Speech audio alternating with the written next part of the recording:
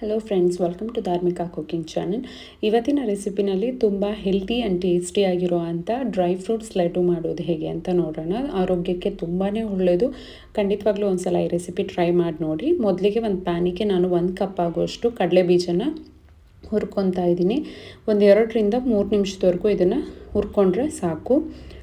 So ಚೆನ್ನಾಗಿ ಅದು ಸಿಪ್ಪೆ ಬಿಡೋವರೆಗೂ ಹುರ್ಕೋಬೇಕು. ಇದಾಗಿದೆ. ಇವಾಗ ಇದನ್ನು ತೆಗೆದಿಟ್ಕೊಂಡು ಒಂದಷ್ಟು ಸಿಪ್ಪೆನ ಇದನ್ನು ತೆಗೆದು ಇಟ್ಕೋಬೇಕಾಗತ್ತೆ.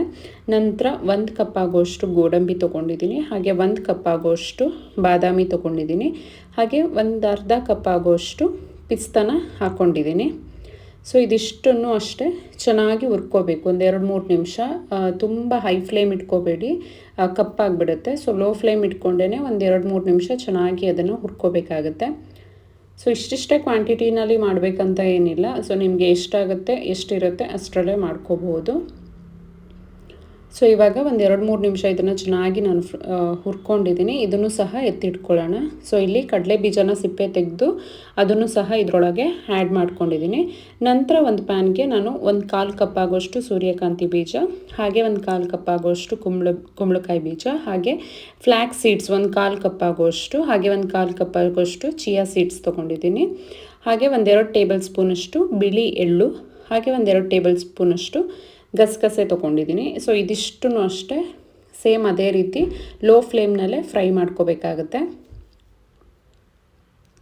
ಸೊ ಇದರಲ್ಲಿ 1-2 ಇಂಗ್ರೀಡಿಯೆಂಟ್ಸ್ ಯಾವುದಾದ್ರೂ ಇನ್ ಕೇಸ್ ಇಲ್ಲ ಅಂತ ಅಂದ್ರೂ ಸಹ ಮಾಡ್ಕೋಬೋದು. ಚಿಯಾ ಸೀಡ್ಸ್ ಅಥವಾ ಫ್ಲ್ಯಾಕ್ಸ್ ಸೀಡ್ಸ್, ಸೂರ್ಯಕಾಂತಿ ಬೀಜ, ಈ ಥರದ್ದು ಯಾವುದಾದ್ರೂ ಒಂದು ಮಿಸ್ ಆಗಿದ್ರೂ ಪರವಾಗಿಲ್ಲ, ನಡೆಯುತ್ತೆ, ಮಾಡ್ಕೋಬೋದು. ಸೊ ಎಲ್ಲದನ್ನು ಹಾಕಿ ಮಾಡ್ಕೋಬೇಕಂತ ಏನಿಲ್ಲ. ಸೊ ಇದು ಚೆನ್ನಾಗಿ ಒಂದು 2-3 ನಿಮಿಷ ಚೆನ್ನಾಗಿ ಫ್ರೈ ಆಗಿದೆ. ಇವಾಗ ಇದನ್ನು ಸಹ ತಣ್ಣಗಾಗಲಿಕ್ಕೆ ಬಿಟ್ಬಿಡೋಣ. ಸೊ ಇವಾಗ ಎರಡೂ ಸಹ ತಣ್ಣಗಾಗಿದೆ. ಇವಾಗ ಇದೆರಡನ್ನೂ ಸಹ ನಾವು ಏನು ಹುರ್ಕೊಂಡ್ವಿ ಅದು ಎರಡನ್ನೂ ಸಹ ಸಪ್ರೇಟಾಗಿ ನಾವು ಇದನ್ನು ರುಬ್ಕೋಬೇಕಾಗತ್ತೆ. ಕಂಪ್ಲೀಟ್ ಸಣ್ಣದಾಗಿ ಪುಡಿ ಮಾಡ್ಕೋಬಾರ್ದು, ತರಿಯಾಗಿ ರುಬ್ಕೋಬೇಕಾಗತ್ತೆ. ಸೊ ಬಾಯಿಗೆ ಸ್ವಲ್ಪ ಸಿಗೋ ಥರ ತರಿಯಾಗಿ ರುಬ್ಕೋಬೇಕು. ಕಂಪ್ಲೀಟ್ ಸಣ್ಣಗೆ ಮಾಡ್ಕೊಂಬಿಟ್ರೆ ಅಷ್ಟು ಟೇಸ್ಟ್ ವೈಸ್ ಚೆನ್ನಾಗಿರಲ್ಲ. ಸೊ ಹಾಗಾಗಿ ಈ ಥರ ಸ್ವಲ್ಪ ತರಿಯಾಗಿ ಬಾಯಿಗೆ ಸಿಗೋ ಥರ ರುಬ್ಕೋಬೇಕಾಗತ್ತೆ, ಪುಡಿ ಮಾಡ್ಕೋಬೇಕಾಗತ್ತೆ. ಇದು ಕಂಪ್ಲೀಟ್ ನಾನು ಪುಡಿ ಮಾಡಿ ಇಟ್ಕೊಂಡಿದ್ದೀನಿ ನೋಡಿ, ಇಷ್ಟು ತರಿಯಾಗಿ. ಸೊ ಬಾದಾಮಿ, ಗೋಡಂಬಿ, ಪಿಸ್ತಾ, ಕಡಲೆ ಬೀಜ ಇದಿಷ್ಟು ಇಲ್ಲಿ ಗ್ರೈಂಡ್ ಮಾಡ್ಕೊಂಡಿದ್ದೀನಿ. ನಂತರ ಮಿಕ್ಸರ್ ಜಾರ್ನಲ್ಲಿ ನಾವು ಸೆಕೆಂಡ್ ಟ್ರಿಪ್ ಏನು ಮಾಡಿದ್ವಿ, ಹುರ್ಕೊಂಡ್ವಿ, ಸೂರ್ಯಕಾಂತಿ ಬೀಜ ಮತ್ತು ಕುಂಬಳಕಾಯಿ ಬೀಜ, ಫ್ಲ್ಯಾಕ್ಸ್ ಸೀಡ್ಸ್, ಚಿಯಾ ಸೀಡ್ಸ್, ಅವುಗಳನ್ನು ಸಹ ಈ ಥರ ತರಿಯಾಗಿ ನಾನು ರುಬ್ಕೊಂಡಿದ್ದೀನಿ. ಸೊ ರುಬ್ಕೊಂಡು ಕಂಪ್ಲೀಟ್ 2 ಸರಿ ರುಬ್ಬಿರೋ ಅಂಥ ಪೌಡರ್ಗಳೇನಿದೆ ಎರಡನ್ನೂ ಸಹ ಒಟ್ಟಿಗೆ ಹಾಕಿ ಇಲ್ಲಿ ಮಿಕ್ಸ್ ಮಾಡ್ಕೊತಾ ಇದ್ದೀನಿ. ಮಿಕ್ಸ್ ಮಾಡಿ ಎತ್ತಿಟ್ಕೊಳ್ಳೋಣ. ನಂತರ ನಾನಿಲ್ಲಿ ಅರ್ಧ kg ಆಗೋಷ್ಟು ಖರ್ಜೂರನ ಬೀಜ ತೆಗೆದು ಇಟ್ಕೊಂಡಿದ್ದೀನಿ. ಸ್ವಲ್ಪ ಚಿಕ್ಕದಾಗಿ ಈ ಥರ ಕಟ್ ಮಾಡಿ ಇಟ್ಕೊಂಡಿದ್ದೀನಿ. ಇದನ್ನು ಮಿಕ್ಸರ್ ಜಾರ್ಗೆ ಹಾಕಿ ಸ್ವಲ್ಪ ತರಿಯಾಗಿ ರುಬ್ಕೋಬೇಕು. ಕಂಪ್ಲೀಟ್ ರುಬ್ಬೋಕ್ಕಾಗಲ್ಲ, ಸೊ ಗಟ್ಟಿ ಇರೋದ್ರಿಂದ ಸ್ವಲ್ಪ ತರಿಯಾಗಿ ರುಬ್ಬಿ ಇದನ್ನು 1-2ರಿಂದ 3 ನಿಮಿಷದವರೆಗೂ ಫ್ರೈ ಮಾಡ್ಕೋಬೇಕು.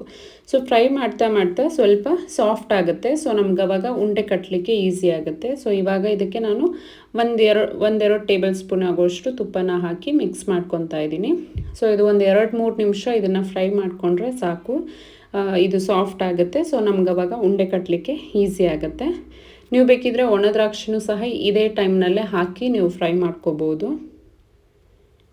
ಸೊ ಇವಾಗ ಮಾಡಿಟ್ಕೊಂಡಿರುವಂಥ ಡ್ರೈ ಫ್ರೂಟ್ಸ್ ಪುಡಿ ಏನಿದೆಯೋ ಅದಕ್ಕೆ ಈಗ ಮಾಡಿಟ್ಕೊಂಡಿದ್ದಂತಹ ಖರ್ಜೂರದ್ದು ಮಿಶ್ರಣ ಏನಿದೆ ಅದನ್ನು ಹಾಕೊತಾ ಇದ್ದೀನಿ. ಸೊ ಹಾಕಿ ಚೆನ್ನಾಗಿ ಕೈಯಲ್ಲಿ ಎಲ್ಲ ನೀಟಾಗಿ ಫಸ್ಟು ಮಿಕ್ಸ್ ಮಾಡ್ಕೋಬೇಕಾಗುತ್ತೆ. ನಾನು ತೋರಿಸಿರೋ ಅಂಥ ಕ್ವಾಂಟಿಟಿನಲ್ಲಿ ಕರೆಕ್ಟಾಗಿ ಮೆಜರ್ಮೆಂಟ್ ಕರೆಕ್ಟಾಗಿ ಆಗಿತ್ತು. ಇಷ್ಟು ಪುಡಿಗೆ ಅಷ್ಟು ಖರ್ಜೂರದ್ದು ಮೆಥಡು ಕರೆಕ್ಟಾಗಿತ್ತು. ಸೊ ಕಂಪ್ಲೀಟ್ ನೋಡಿ ಈ ಥರ ನೀಟಾಗಿ ಮಿಕ್ಸ್ ಮಾಡಿಕೊಂಡ್ರೆ ಈ ಕನ್ಸಿಸ್ಟೆನ್ಸಿಗೆ ಇರುತ್ತೆ. ಸೊ ಉಂಡೆ ಕಟ್ಟಲಿಕ್ಕೆ ನಿಮಗೆ ಆರಾಮ್ಸೆ ಬರುತ್ತೆ. ಸೊ ನೀವು ಖರ್ಜೂರ ಕಡಿಮೆ ಮಾಡ್ಕೊತು ಅಂತ ಅಂದರೆ ಜಾಸ್ತಿ ಪುಡಿ ಮಾಡಿಕೊಂಡ್ರೆ ನಿಮಗೆ ಉಂಡೆ ಕಟ್ಟಲಿಕ್ಕಾಗಲ್ಲ. ಸೊ ಈ ಕ್ವಾಂಟಿಟಿನಲ್ಲಿ ಮಾಡ್ಕೊತು ಅಂತ ಅಂದರೆ ಈಸಿಯಾಗಿ ಕಟ್ಕೋಬೋದು. ಸ್ವಲ್ಪ ಪ್ರೆಸ್ ಮಾಡಿ ಉಂಡೆನ ಕಟ್ಕೋಬೇಕು. ನೋಡಿ ಇದೇ ರೀತಿ ಎಲ್ಲದನ್ನು ರೆಡಿ ಮಾಡಿ ಇಟ್ಕೋಬೇಕು. ಸೊ ಒಂದು 15ರಿಂದ 20 ದಿನವರೆಗೂ ಇಟ್ಕೊಂಡು ತಿನ್ಬೋದು. ಡೈಲಿ ಒಂದೊಂದು ಉಂಡೆ ತಿನ್ನೋದ್ರಿಂದ ಹೆಲ್ದಿಗೂ ಕೂಡ ಒಳ್ಳೆಯದು. ಈ ರೆಸಿಪಿ ಇಷ್ಟ ಆಗಿದೆ ಅಂದ್ಕೊತೀನಿ. ಇಷ್ಟ ಆಗಿದರೆ ಲೈಕ್ ಮಾಡಿ, ಸಬ್ಸ್ಕ್ರೈಬ್ ಮಾಡಿ, ಹಾಗೆ ಪೂರ್ತಿಯಾಗಿ ಸ್ಕಿಪ್ ಮಾಡದೆ ವಿಡಿಯೋ ನೋಡಿ. Thank you.